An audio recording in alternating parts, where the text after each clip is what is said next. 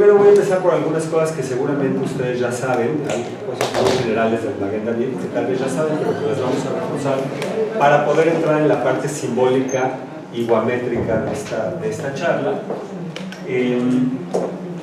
Una de las cosas importantes cuando hablamos del Maguen David, obviamente hoy en el mundo es un símbolo totalmente relacionado no solo con el pueblo de Israel, sino también con el judaísmo, porque es diferente lo judío y el pueblo de Israel, pero bueno, hoy está totalmente relacionado con el judaísmo, pero la pregunta es importante y vamos a tratar de resolverla a lo largo de la charla, porque no necesariamente es un símbolo que podamos decir que es únicamente judío, es un símbolo que va más allá y de hecho pues son dos triángulos superpuestos, dos triángulos encontrados que seguramente muchas otras culturas ya lo habían utilizado y de hecho hay varias referencias acerca de esto.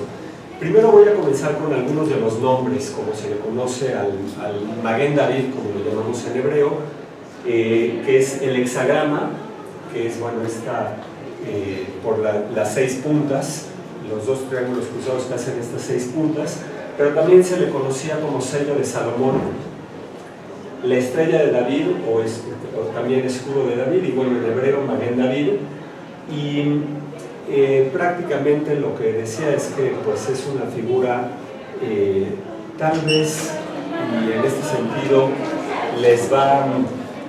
lo vamos a tratar de abordar a lo largo de la charla, pero así como la cruz son dos líneas que están, una vertical y una horizontal, y bueno, pero las dos líneas están cruzadas, pues en el Maguen David lo que se cruza son los triángulos.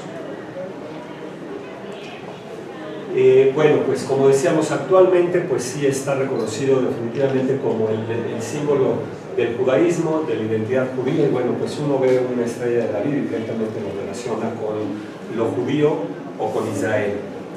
Pero esta posición es interesante porque esto solo se ha logrado a lo largo de los últimos 200 años, es decir, si nos fuéramos a la historia, hace 300 años, el Maguen David o la estrella de David no estaba tan relacionada ni con los judíos ni con el pueblo de Israel, aunque esto pueda venir desde tiempos del rey David y tal vez desde antes, no había esta relación. A veces pensamos que el judaísmo es como lo vivimos hoy y no necesariamente. De hecho, no sé, por ejemplo, hay referencias de que Moisés nunca conoció unas filatelias, un tefilín, y sin embargo, bueno, practicó era del pueblo de Israel, y aunque no necesariamente, es decir, el judaísmo está en constante cambio, y esto lo vemos en uno de sus principales símbolos, porque toda esta fuerza que tiene hoy el Maguen David, que hasta, bueno,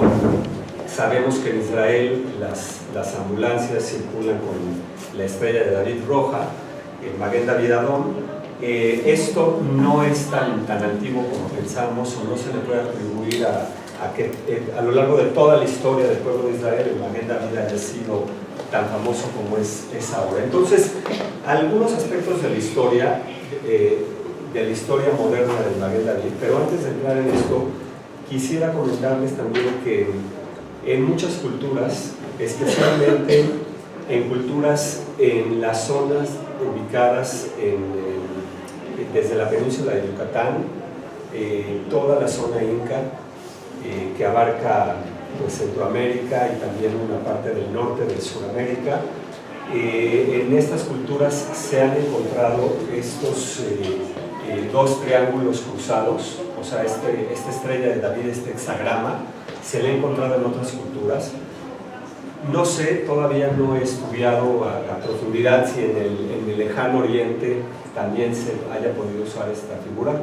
Yo estoy seguro que sí. Algo importante en cuanto a la historia es mencionarles que, de acuerdo a la Torá, si nos vamos a la cronología de la Torá, vamos a ver que la Torá porque Bereshit, lo primero que hay que mencionar es que la palabra Bereshit, ¿alguien sabe qué significa en español Bereshit? Comienzo. inicio. ¿Y qué es comienzo? Es lo mismo, estas palabras que dijeron, por lo menos estas tres que hoy, principio, comienzo, inicio, son lo mismo, o iniciar o principiar. Lo que pasa es que para Bereshit, sí, tal vez la palabra en español más adecuada es principio. Y principio, aunque en español la palabra principio nos suena a que es el comienzo de algo, cuando uno lee la Torah, cuando uno lee el primer versículo de Bereshit, no hay ningún comienzo. Y por eso comienzo o inicio no me gusta para traducir Bereshit, porque no hay ningún comienzo y tampoco es el inicio de nada. De hecho, si recordamos los primeros dos versículos, el primero, Bereshit bara Elohim et hashamayim v'et haaretz, pero el segundo, ¿alguien sabe cuál es el segundo? Be'aretz. Y esa palabra Aitá, ¿en qué tiempo está? En pasado. Entonces, ¿cómo va a ser el comienzo si luego, después del primer versículo ya se regresa a un pasado? No existe ni un comienzo ni un final. Lo que sí existe es un principio. Principio viene de la palabra griega arge, y el principio, más bien para que lo podamos entender, porque no es lo mismo que comenzar, el principio es un arranque. Arge es arranque en griego, y es como, imagínense que estuviéramos detrás de un telón y de pronto ya está todo listo. Ya inclusive estábamos desde antes. Y lo único, el principio, el Bereshit, es el momento en el que se sube el telón y empezamos a interactuar. Entonces, al final de la charla vamos a ver que esto está muy relacionado con el Magen David, pero algo importante es que la Torah entonces se regresa para podernos ir situando en lo que nos va a transmitir. Se regresa, y uno de los aspectos a donde se regresa es al diluvio de la Atlántida. Este diluvio que es tan mencionado en muchas culturas y que a partir de este diluvio, realmente con el diluvio termina una humanidad y comienza otra. Comienza nuestra humanidad. Por eso nosotros de alguna manera somos lo que se conoce en hebreo como Bnei Noach, o los hijos de ese, o sea, después de esa humanidad surgimos nosotros. Y de hecho, de los hijos de Noé, no sé si saben, pero Abraham tuvo también maestros, porque obviamente Abraham fue un maestro, pero Abraham tuvo sus maestros, y uno de los principales maestros de Abraham fue Shem, uno de los hijos de Noé. Y también aquí quisiera hacer mención de que en la Torah normalmente se dice, por ejemplo, sabemos que Isaac fue hijo de Abraham y que Jacob fue hijo de Isaac, etc., ¿no? Pero eso de si son hijos o no hijos es muy difícil de probar. Tal vez nos tendríamos que ir a hacer exámenes de ADN y sería muy difícil regresar tanto tiempo en la historia. Más bien, y de acuerdo a los textos de Kabbalah, cuando la Torah nos habla de hijo, que este es hijo de, y además es muy importante de quién somos hijos, y no tanto en el sentido biológico, sino en el sentido espiritual que tiene esto, porque hijo más bien es discípulo. Y lo que sí es importantísimo saber es que Isaac era de la misma escuela que Abraham. O sea, Isaac sí fue discípulo de Abraham, y eso sí se los puedo comprobar, eso sí lo podemos comprobar, claro, necesitaríamos estudiar mucho, pero si estudiamos podemos ver que realmente hay una tradición. Y de hecho esto es la Kabbalah, esta tradición que se recibe, esta tradición oral, es una línea que va pasando en el tiempo y que se va transmitiendo de maestro a discípulo. Entonces, no es tan importante si somos hijos de biológicamente, sino más bien quiénes son nuestros maestros. Esa es la parte importante, y por eso en el pueblo de Israel hay una máxima que dice Asele Harrab, que significa hazte de un maestro. Y por ahí dice, así tengas que viajar por todos los mares y por todos los rincones de la tierra, hazlo hasta que encuentres a tu maestro. Encuentra a tu maestro. Y cuando pienses que ya lo has encontrado, ten un espíritu crítico hasta ver que realmente es tu maestro. Y si es tu maestro, entonces permanece con él todo el tiempo. Porque el maestro va a marcar nuestra vida, y realmente la vida en el pueblo de Israel es una vida a través de lo que se conoce como el discipulado, o esta tradición que va pasando de maestro a discípulo. Esto lo comento porque en el caso del Maguen David se sabe que uno de los orígenes del Maguen David está en la Atlántida. Los atlantes utilizaban estos dos triángulos cruzados, y estos dos triángulos, además de la Atlántida, hubo dos grandes pueblos que recibieron toda la, digamos, todo lo que se perdió en el diluvio. La Torá nos dice que hubo un arca. El arca significa o representa el resguardo de la tradición, el resguardo de un conocimiento. Entonces, esa arca, se dice que hubo dos pueblos en donde quedó guardado todo el conocimiento atlante. Por un lado están los egipcios, el antiguo Egipto, y por otro lado, y el antiguo Egipto muy relacionado con el pueblo de Israel, y ahorita lo vamos a ver porque de ahí vamos a retomar para el Maguen David, pero uno es Egipto, y el otro gran receptáculo de la Atlántida son los mayas. Y de los mayas podríamos decir que hay dos versiones, porque se sabe que los mayas fueron mucho más antiguos que los atlantes, pero por lo menos de los mayas más modernos, ellos, y de hecho al hundirse la Atlántida con el diluvio, la zona de Egipto y lo que es ahora la península de Yucatán, la zona maya, toda esta zona maya, de hecho, pues de alguna manera durante la época de la Atlántida esto estaba unido y después se separó. El Maguen David se usaba ya desde esa época atlante, y especialmente a donde pasó es a Egipto, pero también, como les decía, en muchos, si ustedes van al Museo de Antropología y ponen atención, seguramente en muchos lugares, y también por ejemplo si visitan Mérida, en la misma Chichén Itzá, y en muchos lugares van a encontrarse con este símbolo que se utiliza bastante. Bueno, en otras cuestiones de la historia, así como la Atlántida tuvo dos receptáculos, después Egipto tuvo también dos, y esto hay que saberlo muy bien, porque todo el conocimiento de Egipto se quedó en dos pueblos, y uno por supuesto que es el pueblo de Israel, a través de Moisés, y todo lo que siguió de Moisés después del Éxodo, y el otro es otro pueblo que en Egipto, digamos que el conocimiento egipcio se separó en dos, lo que tomaron el pueblo de Israel y lo que tomaron los griegos. Y es hasta los tiempos de Jesús cuando estos dos se van a tratar de unir. De hecho, un poquito antes de Jesús, toda la historia de Hanukkah, que es una maravilla la historia de Hanukkah, y por ahí les digo nada más, el libro de Hanukkah es un libro apócrifo para el Tanaj, no está considerado dentro del Antiguo Testamento, y lo dejaron afuera porque algo que practicaban todos los descendientes de Matitiao, los Hashmonaim y luego los Macabeos, era esta relación amplísima y riquísima con el helenismo. De hecho, por ahí les paso el dato de que Daniel, el profeta, tan importante, que es uno de los 4 profetas más importantes del judaísmo, del Tanaj, Daniel tenía una relación muy estrecha, especialmente con Pitágoras, muy estrecha. Y bueno, muchas cosas de las que vamos a ver aquí tienen que ver con esta relación entre Daniel y Pitágoras, y con lo que, porque al final los griegos y los hebreos son los que van a rescatar. Ahora, el Maguen David especialmente lo van a empezar a usar los hebreos y no tanto los helenos, y se va a ir volviendo a través de la historia este símbolo que después va a tomar el rey David. Pero si nos vamos a la historia un poquito más moderna, antes de entrar en la parte simbólica, bueno, dijimos que en la antigüedad usaban varias naciones.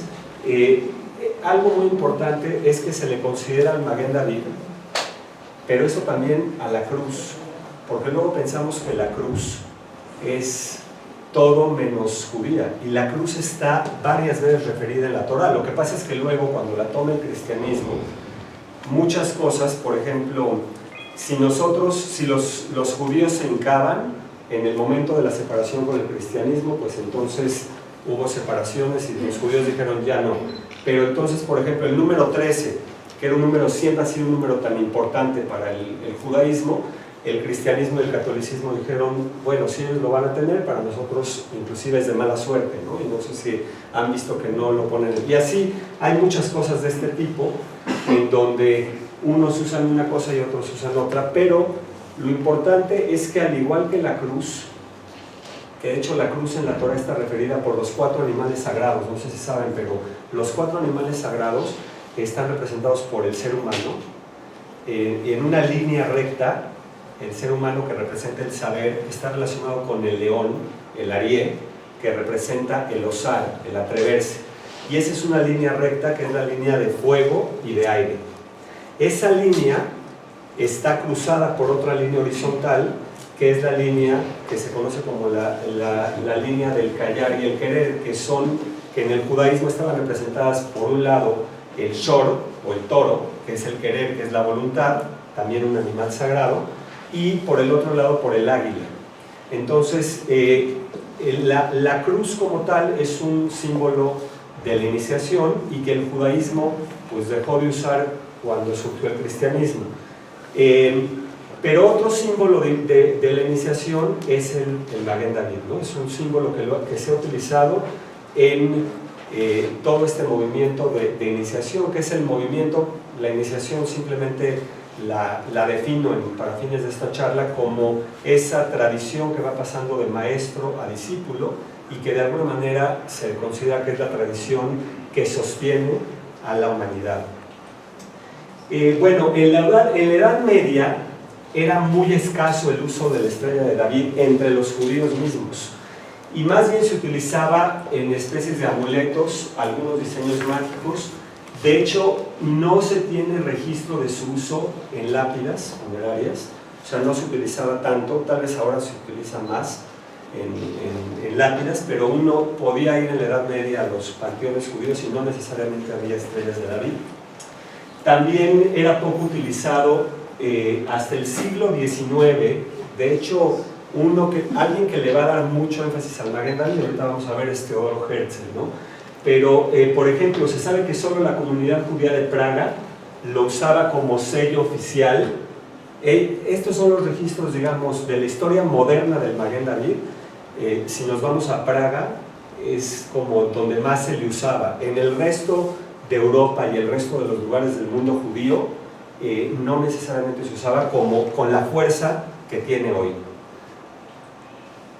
Su transformación comienza bajo la influencia, primero en el movimiento mesiánico de Shabtai Tzvi, desde un poco después del siglo XVII, y después, aquí sí, con el movimiento sionista, ya se adopta el Maguen David en el primer Congreso Mundial en 1897 en Basilea, y entonces se convierte en el símbolo de la lucha por el renacimiento nacional, ¿sí? Y bueno, aquí vamos a pasar por toda digamos, el principio del siglo XX hasta llegar a la Segunda Guerra Mundial, en donde justamente por este nacimiento del movimiento sionista y el uso del Maguen David, bueno, después es utilizado por el nazismo para marcar a los judíos, pero esto también contribuye a darle un profundo sentido simbólico a esta estrella, que después pues va a tomar parte ya de lo que hoy conocemos del Estado de Israel, y que es importantísimo en toda la vida judía, y entonces, bueno, es la fuerza que tiene el Maguen David. Hasta aquí voy a quedar con la historia. Seguramente hay muchas cosas más de la historia, pero esta charla es sobre los aspectos simbólicos y guamétricos del Maguen David, que es con lo que voy a empezar a continuación. La estrella de David envuelve muchos misterios, y es un símbolo que merece ser estudiado. Prácticamente, bueno, los dos triángulos representan, por un lado, el mundo espiritual y el mundo físico. Hay dos nombres, bueno, de hecho, el primer nombre de Dios que aparece en la Torá es el nombre de Elohim. Y Elohim, o Elohim, como digamos los religiosos que no pronuncian la Hey, y que tiene una razón de ser importante, pero este nombre está en plural, en hebreo. todo lo que acaba con el plural en hebreo se da con la terminación M. Y algo importante es que el nombre más trascendental que se usa para lo divino en el judaísmo es el que se conoce como tetragramatón, que va a aparecer después en la Torá, que es el famoso Yud, Hei, Vav, Hei.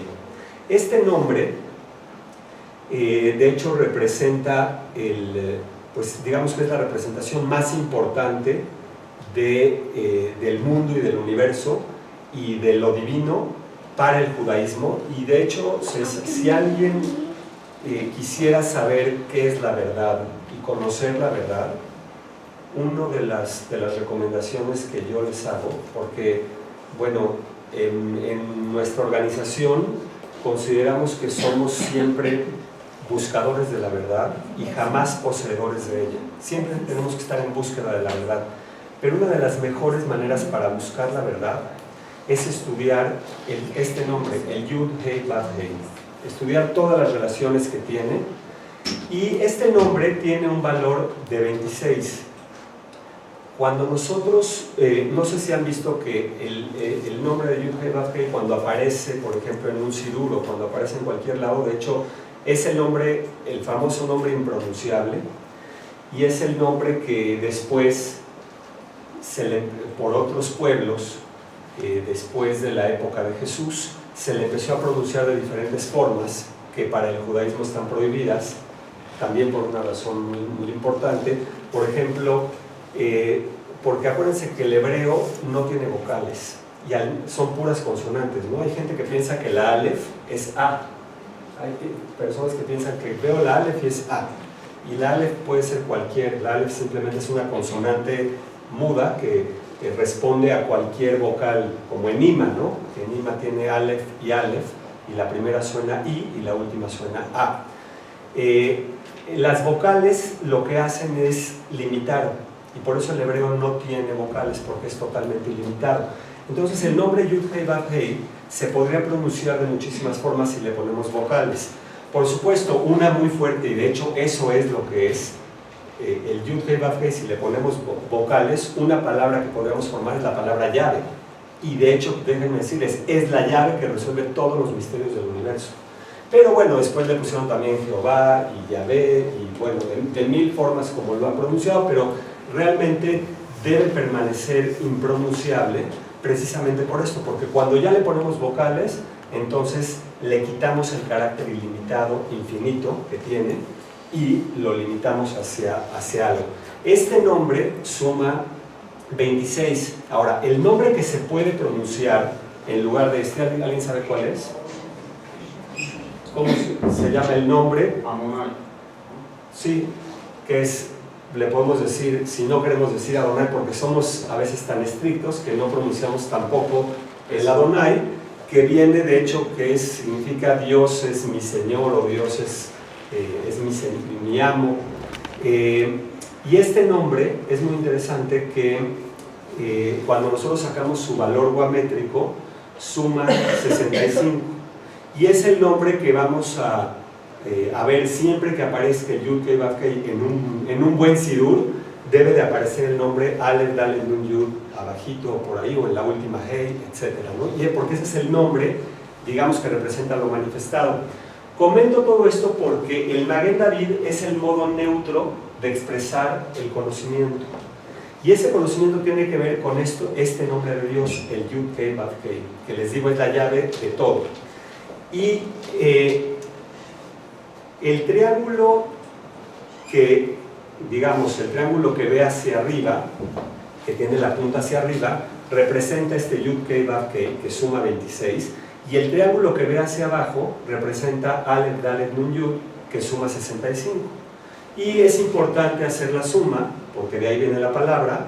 La palabra amén es la suma de estas dos. 65 más 26 nos da 91. Y amén, si ustedes sacan el valor guamétrico de amén, Aleph es 1, mem es 40 y nun es 50, nos da 91. Y de hecho, cuando nosotros decimos amén, lo que estamos haciendo es unir el mundo espiritual con el mundo físico, o el físico con el espiritual. O sea, a través de cualquier acción que tenemos aquí, unimos. Y esa es la función del Maguen David. El Maguen David tiene estos dos nombres. El Yud Kei Vav Kei, que es 26, y el Aleph Dalet Nun Yud, que es 65, y por lo tanto, el Maguen David es Amén. Y de hecho, el Maguen David es, porque así es el Amén, fíjense, el Maguen David tiene 6 puntas, ¿no? Es el hexagrama, pero realmente el número del Maguen David, ¿alguien sabe cuál es el número del Maguen David? Es 7, porque de hecho representa el 7, ya sea que el número 7 lo queramos poner en un punto en el centro o en la circunferencia, en la esfera que lo envuelve. Y si nosotros multiplicamos 13 por 7, que 13 es el número de la unidad, 13 por 7 nos da 91. Entonces el 91 es un número muy importante porque es el número que une el mundo físico con el mundo espiritual, y el Maguen David es esa representación, es lo que todo ser humano, y especialmente el pueblo de Israel, tiene que tener siempre presente, de unir el mundo físico con el mundo espiritual. Esta también, ¿cómo se llama esta posición? La menorá. La menorá es exactamente lo mismo que el Maguen David. La menorá son 6, es el hexagrama, son las 6 luces que representa cada una de las puntas del Maguen David, y simplemente está puesto, digamos que es un Maguen David puesto en forma de candelabro, y por eso es un candelabro de 6 brazos. Y el 7, que es el punto o la circunferencia, es el que es el shamosh o el shamash, o como le queramos decir, que es el que cuida simplemente a los demás. De hecho, esa vela, la luz de la séptima del shamash, es la que se puede utilizar para prender a una si es que se apaga, es la que está cuidando a las demás, pero no cuenta. Es como en la Hanukkah, que la Hanukkah también viene de acá, que ya en un mes vamos a estar en Hanukkah. El shamash no cuenta, pero es la que está cuidando a todo, ¿no? Entonces ese es el Maguen David, tiene que ver con o es la menorá, o la menorá sale del Maguen David, ¿no? Y por eso la menorá estaba en una sola pieza en oro en el centro del Bet HaMikdash. ¿Y saben ustedes cómo se prendía la menorá en los tiempos del templo, con los sacerdotes, desde toda la descendencia de Aarón a Cohen? Esto viene de la Torá. La menorá, aunque tenía velas, no necesariamente se prendía prendiendo fuego, sino que, de hecho, hay una perashá en la Torá que se llama Bealotejá, porque simplemente era subir cuando uno, y esto tiene que ver con la elevación de la conciencia, por el simple hecho de elevar la conciencia, entonces se prendían estas luces de la menorá. O sea, solamente cuando nosotros nos elevamos, entonces esta luz se prende. Son 6 luces, y estas 6 luces tienen que ver, ahorita vamos a hacer un análisis con la palabra Bereshit. Pero vamos a continuar porque vamos a ver algunas cifras secretas que nos enseña el ocultismo, y el ocultismo no es más que lo esotérico. ¿Y qué es lo esotérico? Es lo contrario de lo exotérico. Exotérico es aquello que ya está revelado, ¿sí? Por ejemplo, un conocimiento exotérico podría ser ahora todo esto que se está hablando de Plutón. No sé si saben que hace poco llegó la sonda, un programa especial y espacial de la NASA, que por fin pudieron hacer que llegue la sonda a Plutón, y toda esta discusión si es un planeta o si no es un planeta, bueno, lo que estamos haciendo es que el conocimiento que era esotérico se está volviendo exotérico.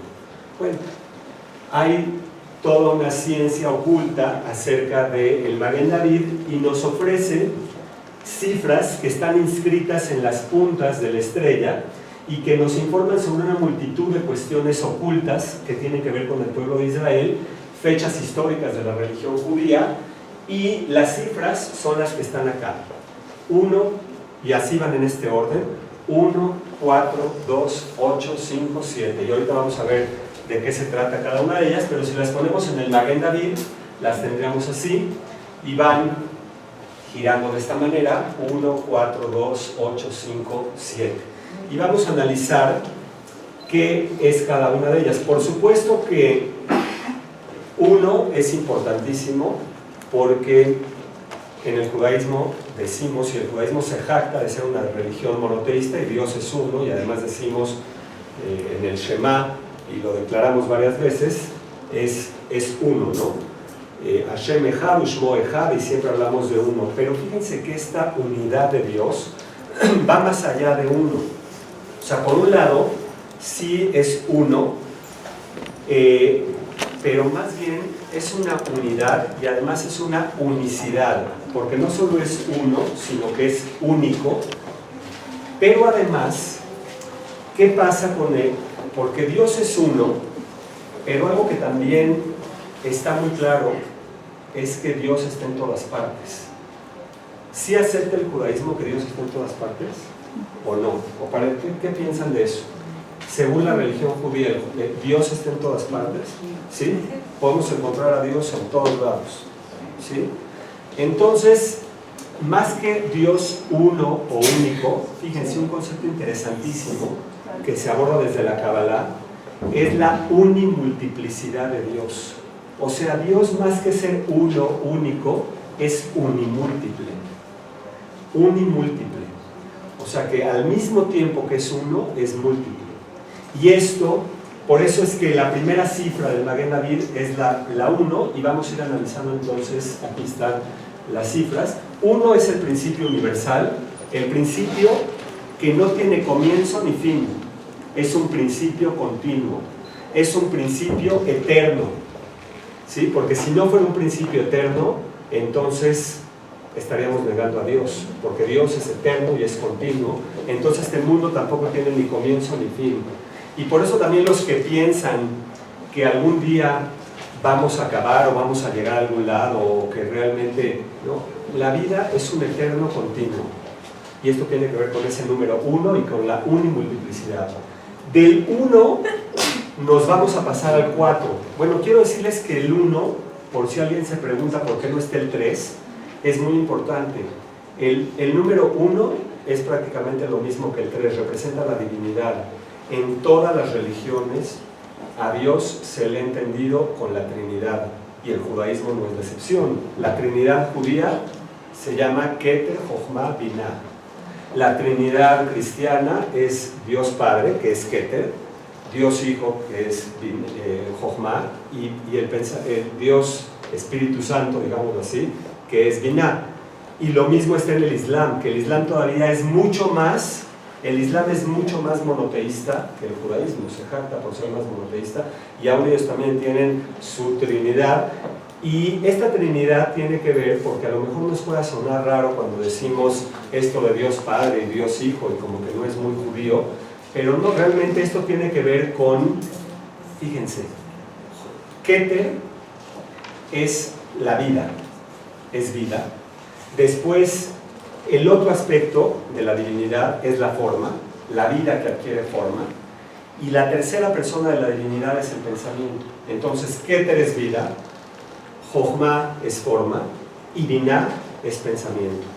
Y bueno, esta construcción de la Trinidad, como les digo, está en todas las religiones, inclusive en las antiguas culturas de América, en la India, con Brahma, Vishnu y Shiva, etc. Por eso es que del 1 nos vamos a pasar al 4, porque el 4, de hecho, es el número que les decía del Yud-Kei Vav-Kei. O sea, ese Dios que es único, unimúltiple, se va a manifestar en 4, que son los 4 elementos, es el Yud-Kei Vav-Kei y todo lo que tiene que ver con, bueno, los 4 elementos que son fuego, aire, agua y tierra, es la manifestación del principio universal y es de donde va a venir toda la naturaleza. Son elementos porque se refieren a 4 palabras sagradas, y esas 4 palabras sagradas están representadas por el elemento aire, y no importa por qué esté compuesto el aire en la parte química, y si sabemos más del aire o menos del aire, el elemento aire representa el saber, el saber.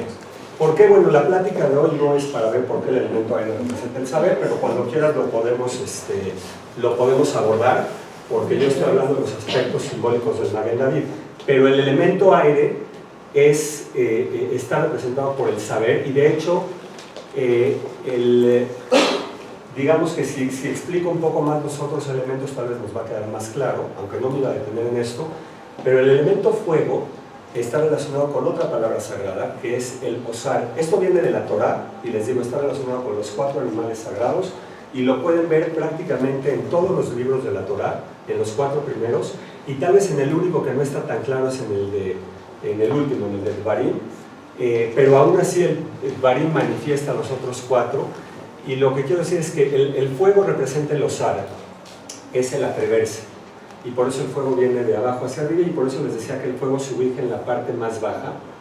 Y después tenemos los elementos agua y tierra. El agua representa el elemento del callar. Y la palabra es otra palabra sagrada, callar, que hay que saber callar. Y la otra palabra sagrada es el querer. Entonces estamos hablando de, más bien, estos 4 elementos que yo menciono, independientemente de cómo hoy la física o la química o la biología los quiera relacionar, no va por ahí. Esto es un aspecto simbólico, es lo que representan. Y lo que representan son el saber, el osar, el callar y el querer. Y estas 4 palabras son básicas para la conducta humana y para la evolución espiritual del ser humano, ampliamente usadas en el judaísmo, la mezcla de estas 4. Tener la relación de estas 4 le da al ser humano estas posibilidades de la evolución espiritual y cada una representa una de las letras del tetragramatón. Después del 4 nos vamos al 2 y ahorita vamos a ver qué tienen que ver estas cifras, que es la cifra de la división. La cifra de la división que tiene que ver con la reproducción de prácticamente todas las especies. Después tenemos el 8, que es la multiplicación, que digamos que si estuviéramos hablando en términos, o sea, primero viene el 2, que es simplemente la división celular, y el 8 ya es la multiplicación por la división de las células. Después nos vamos al 5, que es la cifra del ser humano. De hecho, la estrella de 5 puntas tiene que ver con el ser humano. Y el 7, que es la hoz o símbolo de la muerte. Y cada una, como se fijan, está relacionada con un planeta, cada una de estas cifras. Y el sol, que es la fuerza oculta, es la manifestación, que es la que está atrás. Estas cifras son cifras muy interesantes porque al multiplicar este número que dijimos 1, 4, 2, 8, 5, 7, si lo vamos multiplicando por estos números, que cada uno de estos números representa una punta de la estrella de David, no solo resultan los números con las mismas cifras, sino que van siempre colocadas en el mismo orden. Esto quiere decir que cuando lo multiplicamos por 1, pues nos da la misma cifra y así se ve cuando lo vamos multiplicando por las demás cifras. ¿Por qué 6? Porque son las 6 puntas de la estrella de David. Entonces simplemente lo que hicimos fue ordenar la cifra, o sea, el número 1, 4, 2, 8, 5, 7 y lo multiplicamos por 1 por 2, siempre va a mantener el mismo orden. No sé si lo alcanzan a apreciar. Sí. Es una duda, ¿por qué se multiplica por 3? O sea, si no estaba en el Magen David, sé que 1 y 3... No, me refiero a que se multiplica por los primeros 6, las primeras 6 cifras porque son 6 lados del Magen David. Ah, ok. Sí, porque son 6 lados del Magen David. Ahora, cuando nosotros multiplicamos, porque el Magen David les decía que el número es el 7, es la totalidad, y cuando multiplicamos por 7, entonces nos da este número que tiene que ver con el 9, que es la cifra de la semilla, este 999.999, que es el renacimiento y que requiere, de hecho, el ser humano requiere de 9 meses, y en esos 9 meses el ser humano pasa por toda la evolución. Toda la evolución es recorrida a través de los 9 meses, toda la evolución de las especies. La unión de estos dos triángulos tiene que ver con la conciliación de opuestos. Uno de los trabajos importantes dentro del pueblo de Israel y del ser humano es la capacidad de conciliar opuestos, y bueno, esta conciliación de opuestos tiene que ver con saber vivir. El número 3 tiene que ver con la estabilidad, la figura, el triángulo es una figura muy estable, y de hecho el triángulo está relacionado con la letra Aleph del alfabeto hebreo, y es la estabilidad. Y bueno, aquí otra vez aparecen estos 4 elementos que están aquí y que forman dentro del hebreo estas iniciales, y que tienen que ver también con estos triángulos, en donde el fuego y el aire son este triángulo que ve hacia arriba, y en cambio el agua y la tierra. Y de hecho, si lo vemos, el aire y el fuego normalmente van a ir hacia arriba, y en cambio donde tenemos agua o tierra van a llenar, son más horizontales, ¿no? Unos son verticales y otros horizontales. Pero lo que no me queda claro es por qué, o sea, en qué nos basamos o cómo sabemos que el triángulo así representa aire y es ruaj y es tal cosa, y esto así representa. ¿Por qué? ¿De dónde está la evolución? Esto está mencionado en el Zohar, y hay varios capítulos en el Zohar que lo mencionan, que hablan de, en el Zohar se refieren a 4 animales sagrados, y estos 4 animales sagrados el Zohar los relaciona, y tal vez en los tiempos del Zohar se tenían otros avances diferentes a los que tú mencionas ahora. Es explicación, o sea, la fuente es pero, sí, pero estos, en el Zohar lo que se explica es que, porque ahí se consideraban estos 4 elementos, y aunque después hubiera otro 5.º elemento, o estos 4 ya no fueran elementos, no importa, lo que tienen estos 4 es que representan, son como 4 columnas, o 4 formas de abordar el conocimiento. Entonces, lo que, digamos que en el Zohar lo que se explica es que el aire está representado por el ser humano, y bueno, hay toda una explicación de por qué el aire está relacionado con el saber y con todo lo que es el conocimiento. El conocimiento lo relaciona con el aire, mientras que ese fuego, y también con el león se relaciona con ese atrevimiento de hacer las cosas, y el fuego también representa esto, y así los otros 2, ¿no? Pero sí, esto está en el Zohar. El 5 entonces es el ser humano, que es la estrella de 5 puntas que tenemos aquí, y el 6 está representado por Bereshit, y con esto vamos a llegar a la parte, vamos a tratar de concluir, de sintetizar esta charla, que es Bereshit. Bereshit, por un lado, es eso que dijeron ustedes al principio, que lo tradujeron como comienzo o inicio, y que yo les expuse que una palabra más adecuada podría ser principio. Pero Bereshit no necesariamente sabemos si está en hebreo o en qué está, y lástima que ya se fue el muchacho que estaba aquí parado atrás, porque también en el Zohar está escrito que Bereshit, más que ser, porque digamos, si ponemos Bereshit, aquí tenemos la palabra Rosh en hebreo, entonces sí sería como la cabeza, ¿no? Y la cabeza como que sí es el inicio, pero resulta que Bereshit puede ser que más bien está relacionado con una palabra arameica, que de hecho es la unión de 2 palabras, y por eso aquí lo separé, y es Barashit. Shit en arameo es 6, y Bara es emanar, y es la emanación de los 6. Y realmente lo que sucede es que estos 6 van a emanar, y son 6 aspectos, y estos 6 aspectos están relacionados con todos, son los 6 aspectos que conforman el árbol de la vida, el Etz Haim, y que se manifiestan realmente con este capítulo, esta forma de iniciar la Torah.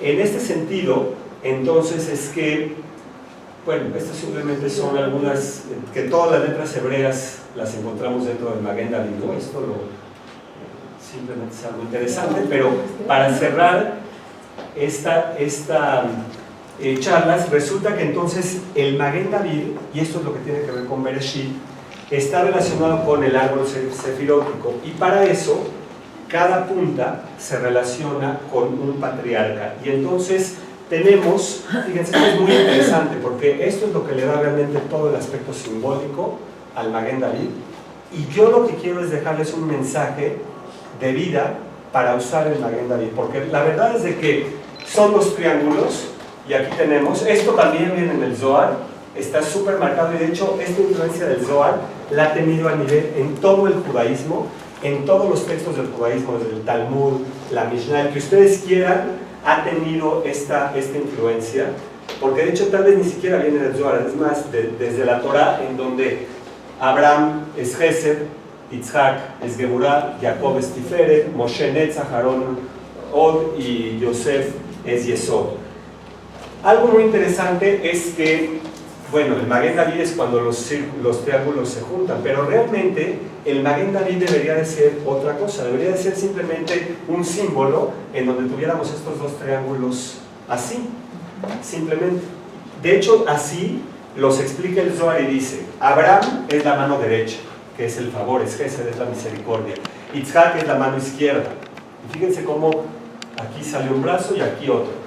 Jacob es todo lo que es el tronco, ¿sí? Es Tiferet. Y de alguna manera Jacob está uniendo esos dos de arriba. Y después tenemos a Moshe y Aarón con las piernas, las extremidades inferiores, unidas por los órganos genitales. Entonces realmente el Maguen David tal vez debería de ser una figura en donde estén así encontrados los círculos. Pero fíjense, ¿qué le falta a esta figura? Si hablamos de las partes del cuerpo humano, ¿qué parte le falta? La cabeza. La cabeza. Es Joseph. ¿Dónde está la cabeza? Y fíjense qué sucede, esto es importantísimo en la vida de un ser humano. Porque así, si hubieran dejado esta figura así, le falta cabeza. Y resulta que al Maguen David no le falta cabeza, porque, bueno, aquí están otra vez nada más para que los veamos. Abraham es Gesed, misericordia, Yitzhak Geburah, juicio, rigor, Jacob Tiferet, esplendor, Moshe es Netzach o eternidad, Aarón es Jod o belleza, y Yosef es el Yesod o el fundamento. Algo que quiero recordarles es que dice la Torah que Jacob y Yosef eran prácticamente iguales, eran muy parecidos. De hecho, por eso Jacob se identifica tanto con ese hijo más que con cualquier otro. Y algo muy interesante de esta identificación entre los dos es que de todos los 12, porque acuérdense, puede haber muchos discípulos, y yo les hablé de que los hijos no son hijos sino que son discípulos. Puede haber muchos discípulos, pero hay uno que es el predilecto. Abraham tuvo muchos discípulos, uno de sus discípulos fue Ismael, y tuvo muchos más, pero está claro que el discípulo predilecto fue Yitzhak, y así lo podemos ver en muchos, pero en Jacob, el discípulo predilecto de Jacob fue Yosef. Ahora, cuando nosotros, déjenme ver si no me traten, sí, aquí está. El sello, entonces, este sello de Salomón, o la estrella de David, los tiene que llevar el ser humano eternamente. Fíjense, alguien ha oído, porque esto luego pensamos que es de la India y que la yoga, y sí es muy importante, es otra tradición, junto con la Kabbalah, importantísimas para la humanidad, pero alguien ha oído lo que es esto de Kundalini y de ascender a Kundalini.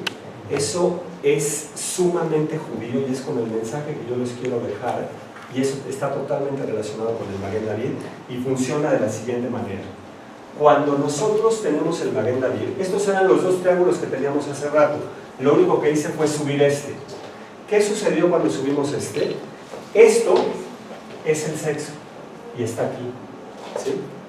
Esto es, hay un signo, que de hecho estamos en él, y por eso quiero cerrar esta charla porque estamos en el mes de Heshvan en hebreo, y Heshvan está representado por el escorpión. Pero cuando nosotros nos vamos a la Torah, resulta que no encontramos la palabra escorpión.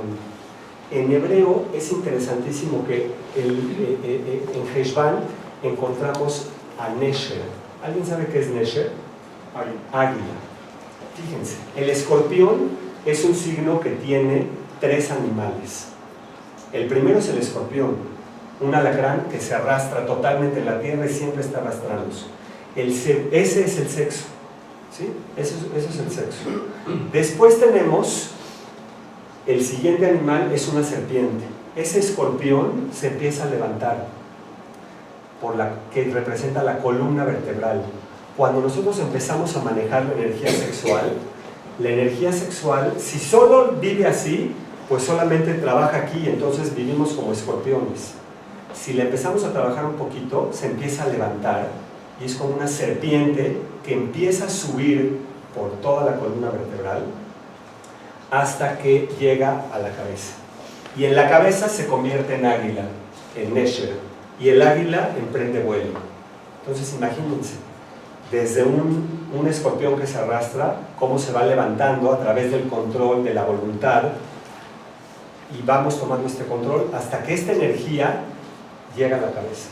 Y entonces en la cabeza emprende vuelo. Toda nuestra potencialidad está cuando logramos hacer esto. Por eso el Maguen David es tan importante, porque el Maguen David es la figura que hace, ustedes siempre que vean un Maguen David, trátenlo de ver a partir de ahora como si fuera simplemente estos dos triángulos que están así, y cómo a través de su esfuerzo, de su tenacidad, del control, el triángulo de abajo va a empezar a subir y entonces vamos a tener la cabeza.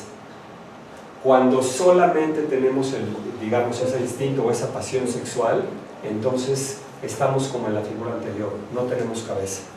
Y esto es lo que permite la evolución en el ser humano. Uno de los controles más importantes es el control de la sexualidad y está totalmente expresado dentro del Maguen David. Y de hecho Yosef, que representa los órganos genitales, no sé si recuerdan en la historia de la Torá, Yosef fue tentado por la parte sexual, y Yosef, cuando tiene el control, fíjense la historia de Yosef, que está totalmente relacionada con Hanukkah. A Yosef lo leemos en Hanukkah, de hecho todas las perashot de Yosef se estudian en Hanukkah porque tiene que ver con la luz y la oscuridad. Yosef estuvo en el pozo, o sea, Yosef estaba en lo más bajo como escorpión, pero también Yosef lograba elevarse a lo más alto y llega a ser el más alto de Egipto después del faraón a través de esta transmutación. El Maguen David entonces es el símbolo por excelencia de la transmutación, de la transformación total de nuestras energías. Cuando hablamos al principio de unir el plano físico con el espiritual, va mucho más allá de eso. Es transmutar completamente, es pasar del plomo al oro, y es un movimiento alquímico completamente, ¿no? Que los alquimistas conocían muy bien. Y bueno, por eso es que termino con esta figura. Aquí tenemos Yud, Hei, Vav, Hei expresados en español, pero es el Yud, Hei, Vav, Hei que representa la Yud, las ciencias teogónicas, que es el aire, el saber. La Hei, las ciencias cosmogónicas, ¿sí? O sea, las ciencias de Dios, las ciencias del cosmos, luego la Vav, que son las ciencias del ser humano, y la Vav de hecho tiene, fíjense, la Yud es la semillita, por eso está relacionada con lo divino, y luego se manifiesta en una Hei, que es el cosmos, y luego viene el ser humano, que es la misma Yud alargada, que forma la Vav, ¿no? La Vav es una Yud alargada, o sea, somos a imagen y semejanza, entonces por eso la Vav es las ciencias androgónicas, que es el ser humano, y después la Tierra, las ciencias fisiogónicas, que es la otra Hei, que está relacionada con esta primera Hei, ¿no? O sea, hay una relación, y por eso les digo, si nosotros nos metemos a estudiar a profundidad esto, el Yud Kei Vav Kei, con el conocimiento del Maguen David, entonces vamos a tener un gran conocimiento de todo.